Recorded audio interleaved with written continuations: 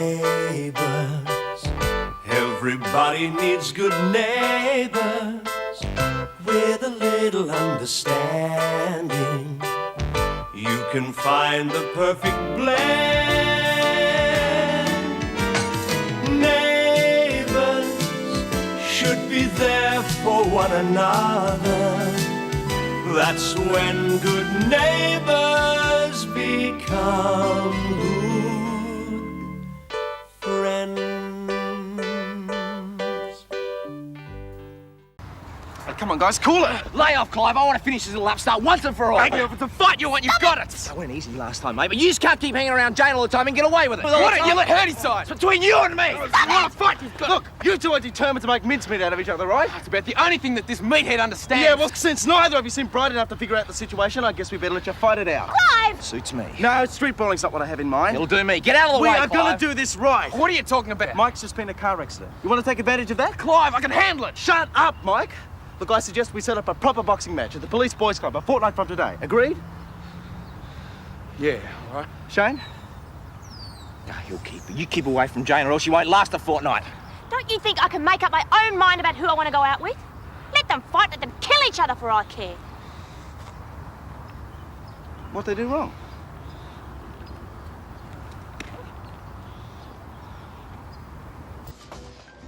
Des, get out of it. I'm hungry. You're going to make yourself sick. That's the third jar of gherkins today.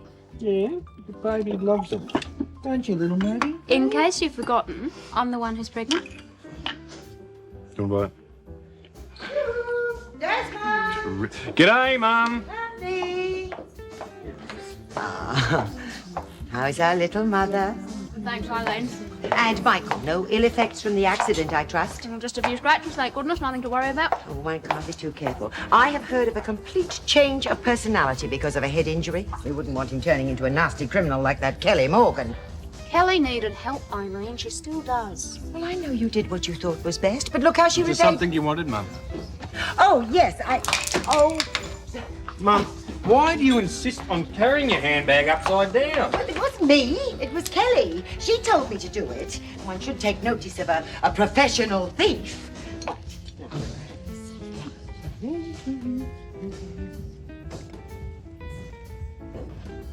Oh, Elaine, it's beautiful. It must have cost you a fortune. You like it? Well, nothing's too good for my first grandson. And I'm going to start knitting for him, too. He's going to be the best-dressed baby in Erinsborough. It's great, Mum, but why a sailor suit? Well, because young Winston will look lovely in it. Winston? Well, yes, it's always been a Clarke tradition that each firstborn son is named after the maternal grandfather. My father's name was Winston. Funny if it's a girl. Ah, but it won't be. What makes you so sure? Well, all the Clarkes were boys. Well, Desmond was, and his father before him. I hope you're right, Eileen. I'd like a little boy first. I don't care what we get. Look, Des, it's even got a little whistle. Yeah, I'll have to take him sailing. Did you really like it? I think it's terrific. How's that look, Mum?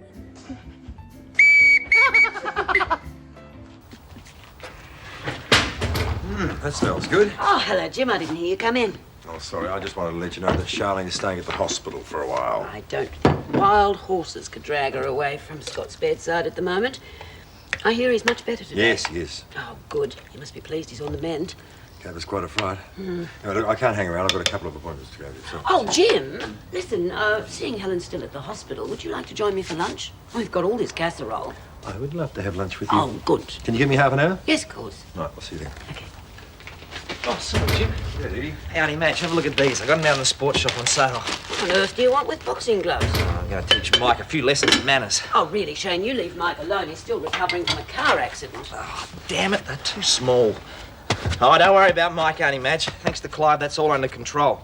We're going to be fighting at the Police Boys Club. Rules and all in a fortnight from today. That's not the point, Shane. Fighting never solved anything.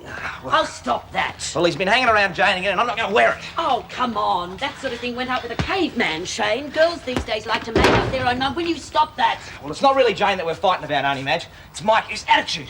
Oh, come on. If I know Jane, fighting over is the quickest way to lose her. Oh, don't worry, Auntie Madge. I'm not going to lose. Not the fight, nor Jane. Oh, Shane!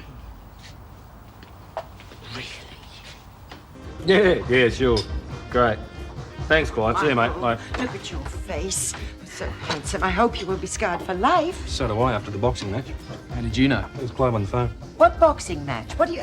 Michael was in a car accident. Mum, that was yesterday. He's managed to get himself into more mischief since then. What have you been up to? Look, Shane started it. Fighting over Jane. I might have known it. Look, everything was going to be okay. We were sorting things out. And then he had to come and step in on the act. So you told him to rack off? Yeah, so he tried to punch my head in. Oh, terrific. Well, I hope you weren't hurt. No, but he'd be feeling a lot worse for wear if Clive hadn't have gotten away. What happened? Look, Clive's arranged some official boxing match at the Police Boys Club. Then I'll kill Shane. I don't believe this. Fighting over Jane as if she's a piece of property. Well, a faint heart never won fair mate, eh, mate? Desmond, don't encourage Look, the boy. I don't think the fight is over Jane anymore. Shane and I have been at each other since he started going out with her. I think it's dreadful. I remember when you used to do all that horrible boxing. I didn't know you were a boxer, Des. Oh, yeah. School, club matches, that sort of thing. I did the semis once. It's pretty good. It's a nightmare. You should have seen how he used to come home all battered and bloodied. Well, look at his ears. Mum, cut it out. Look, I reckon I could handle Shane if it was just schoolyard stuff, but I only boxed a couple of times. I could show you some of the, finer points. You mean you'd train me? Sure. Get you fit. Show you the, jabs, feints, lobs. I thought lobs were in tennis. I know that. When can we start? Tonight, after work. Speaking of work, hero, why don't you go and put the garbage out? Yeah, right.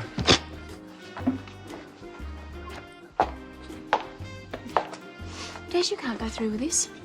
We're supposed to be responsible for Mike and Shane's our friend. Everything's going to be fine. Well, how do you figure that out? Well, Clive just wasn't telling tales on the phone. He's got a plan. Not another one. Yeah, another one. Mrs. Mangle, and how Would are you be good enough to tell Mr. Mangle that his lunch is on the table? Well, Len isn't here, as you can see. It's no good covering up for him, Dr. Gibbons. I saw him come into this house. He just left, the back way. But what's he doing here? And don't tell me it's a professional visit. There was nothing wrong with his health 15 minutes ago. Actually, it was a financial matter. He came to place a bet on the boxing match. That man! It's not as if we have the money to throw away on gam... And you, Dr. Gibbons. Oh, Jane told me all about it. A man of medicine, supposedly devoted to the preservation of life, actually taking bets on this dreadful fight. Now, hang on, I'm not taking bets. I don't know what gave Len the idea I was. That's no excuse for participating in a travesty of decency, encouraging young men to batter away at each other like animals. Mrs. Mangle, you have completely misunderstood my intentions. Shane and Mike are men of principle, inheritors of the grand tradition. Did you know that the original sponsor of boxing was a marquis? I don't care if it was the King of England. The King of England? Now, Dr. Gibbons, do you realise what you're doing? Next thing, the street will be filled with remittance men and racing trouts. That's an interesting thought. Oh, I can see you're totally unrepentant. I hope you realise that this whole episode has severely damaged my high regard for you.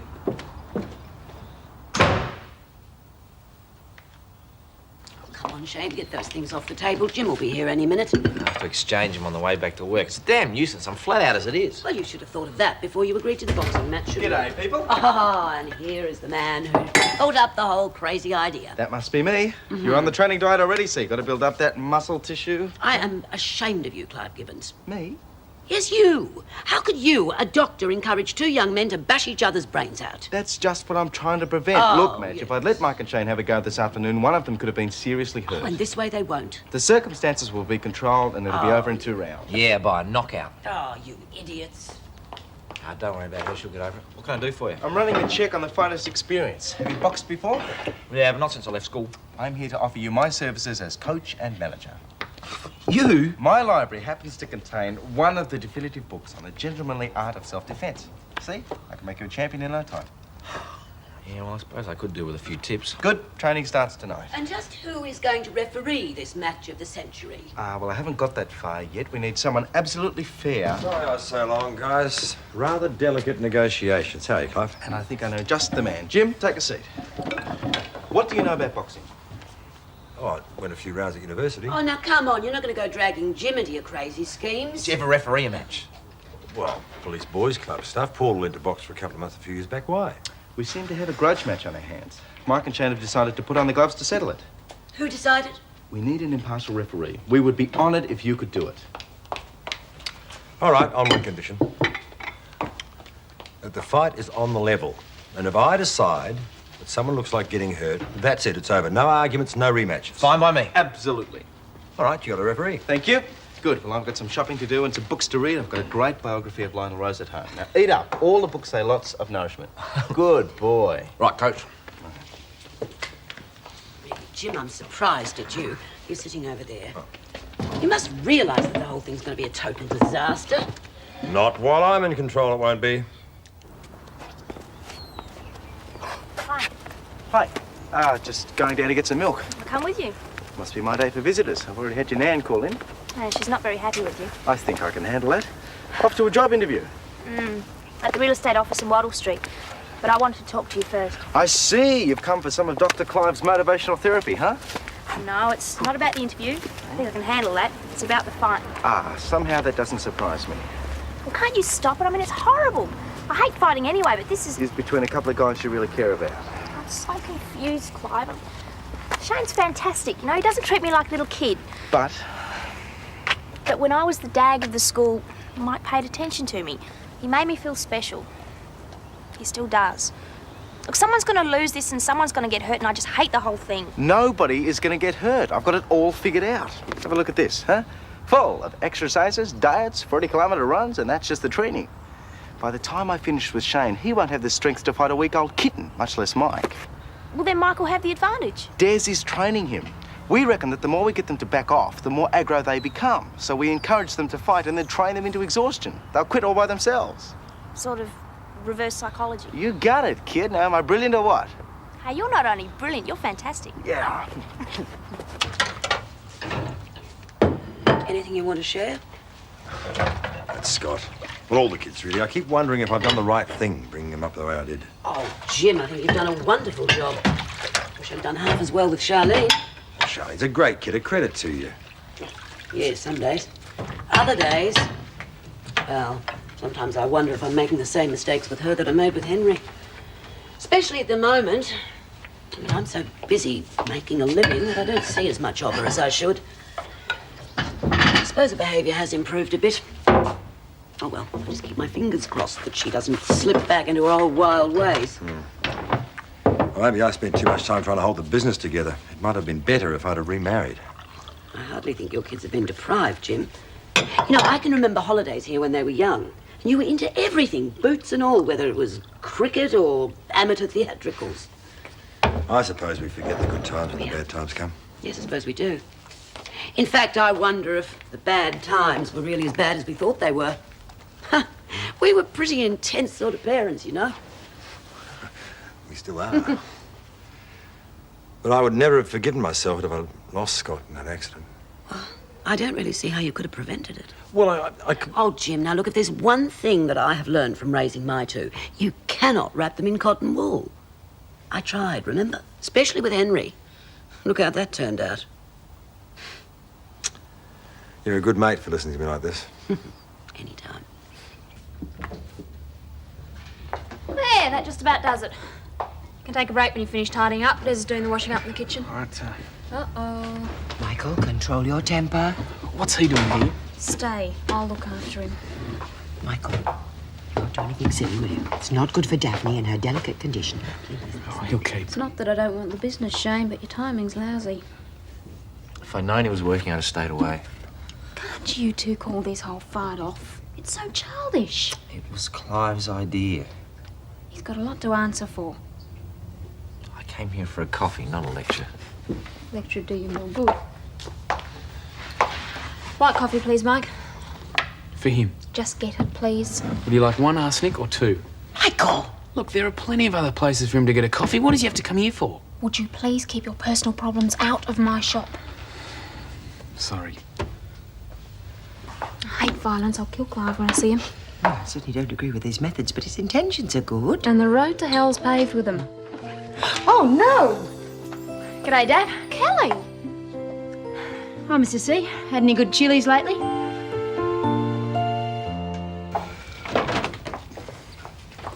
Look who's back. Thought you were gone for good. Tough luck. You were supposed to be in court yesterday. The police will be looking for you. Yeah, well, I won't be around here long enough for them to find me. Here. What's this? Your bail money. I never welsh on a mate. $200? Where did you get it? Probably ripped it off a little old lady. Look, it's honest money, Daff. I went back home and cleared out my stuff. You know, my stereo, my records and tapes. I sold them. You sold everything you owned to pay me back? I owed you. Well, guys, thanks for the hospitality. Catch you later, wingnut. Oh, no, you don't. I'll call the police. I don't think that's necessary. It's okay, Kelly. Well, the hell it is. Let go of me. She's only going to cause more trouble. Oh, Des, shut up. No police, I promise. It's all right. Look, it's better if I just clear off. Not before you and I have a talk, you don't. You look as if you could do with a bath and a decent meal. Yeah, well, wouldn't mind a bath. Been sleeping at rough. Mum wouldn't even let me spend a night at home. And come on, there's plenty of hot water in my place. What about him? He'll ring the cops. No, he won't when it is. Daff. Go on, Kelly. Kelly has skipped bail. That makes her a fugitive. If you harbour her, you will be breaking the law yourself. Oh, with any luck, it won't come to that. I'm going to try my damnedest to make sure she goes to the police voluntarily. And if she doesn't? Just let me try, okay? Yeah, okay. You're a good man, wingnut. I don't know what you're up to, you young vandal, but the sooner you are locked up, the easier I will sleep. Yeah, well, don't hold your breath, old lady. A prison is the place for the likes of you. Come on, Kelly. I'm taking her home. It is obvious you have no intention of bringing this young lady to justice. Well, I can promise you, if you don't, I will. Eileen, please keep out of it. I know what I'm doing. Well, I'm far from convinced of that. I am worried about my unborn grandchild. Come on, Kelly. I do not understand Daphne. The people she takes up with. You mean like me and Des? Oh, don't be ridiculous, Michael. Desmond and you are not criminals. Well, come along. Don't just stand there. Finish clearing up. You finished with this? Yeah. Hello, Jane. Why don't you look nice today? Jane, look, I'm really sorry about what happened before. How'd your interview go? No good. Didn't get it. Come on, sit down. I'll shout you coffee. Look, I'm doing that. Get lost, will you? Will you stop it, both of you? You're going to start up again. I'm going home. Now see what you've done. You just don't know when to let up, do you? Oh, look, why don't you rack off, Ramsay? You're the one who butted in. The only reason she bothers you is because she feels sorry for you. Back off, both of you! Mike, get behind the counter. Now, is there anything else you want, Shay? Piece of his hide. It's not on the menu. You pay your bill and clear out. There's going to be no fighting in here.